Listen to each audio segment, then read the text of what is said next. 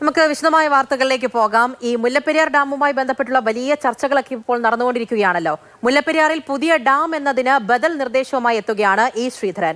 റിസർവോയറിൽ നിന്ന് തമിഴ്നാട്ടിലേക്ക് ടണലും വെള്ളം ശേഖരിക്കാനായി ചെറിയ ഡാമുകളും നിർമ്മിക്കണം.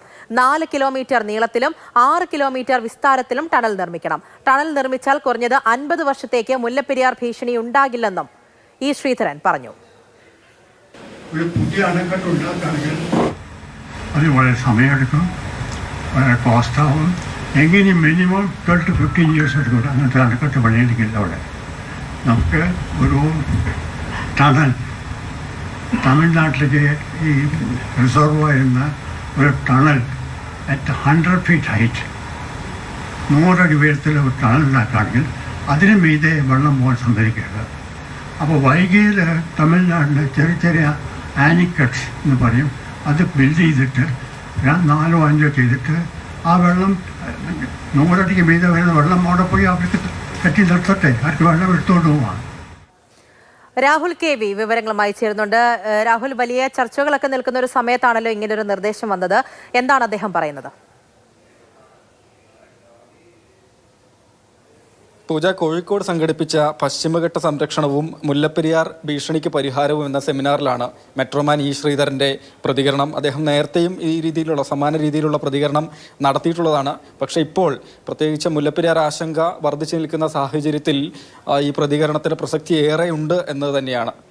മുല്ലപ്പെരിയാർ ഡാമിന് താഴത്തെ ആദ്യ ജനവാസ മേഖലയായ വള്ളക്കടവ് മുതൽ താഴെയുള്ള ജില്ലകളൊക്കെ വലിയ ആശങ്ക നിലനിൽക്കുന്ന സാഹചര്യമാണ്.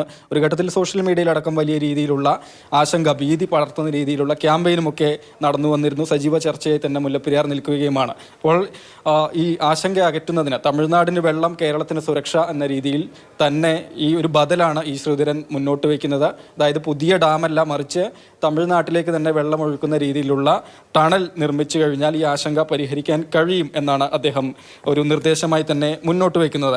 അതായത് 4 കിലോമീറ്റർ നീളത്തിൽ 6 കിലോമീറ്റർ വിസ്താരത്തിൽ ടണൽ നിർമ്മിച്ചു കഴിഞ്ഞ വെള്ളം തമിഴ്നാട്ടിലേക്ക് ഒഴുക്കിയാൽ കേരളത്തെ സംബന്ധിച്ച് ഈ ആശങ്ക ഒഴിയും എന്നത് തന്നെയാണ്. നിലവിൽ ഡീകമ്മീഷൻ ചെയ്യണമെന്ന ആവശ്യമാണ് പൊതുവെ ഉള്ളത്. അത്രയും കാലപ്പഴക്കം ചെന്ന ഡാമാണ്, 125 വർഷത്തിന് മുകളിൽ കാലപ്പഴക്കമുള്ള ഡാമാണ്. ഈ രീതിയിലുള്ള സംവിധാനം കൊണ്ടുവന്നു കഴിഞ്ഞാൽ ഇതിൻ്റെ അണക്കെട്ടിൻ്റെ ശക്തി സംബന്ധിച്ച പ്രശ്നങ്ങൾ ഉണ്ടാവില്ല.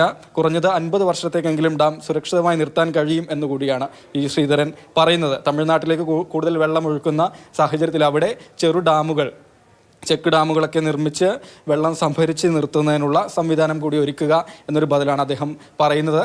കുറഞ്ഞത് 500 കോടി രൂപ ചിലവിൽ ഈ സംവിധാനം ഏർപ്പെടുത്താൻ കഴിയും എന്നാണ് മെട്രോമാനായ ഇ ശ്രീധരൻ പ്രതികരിക്കുന്നത്.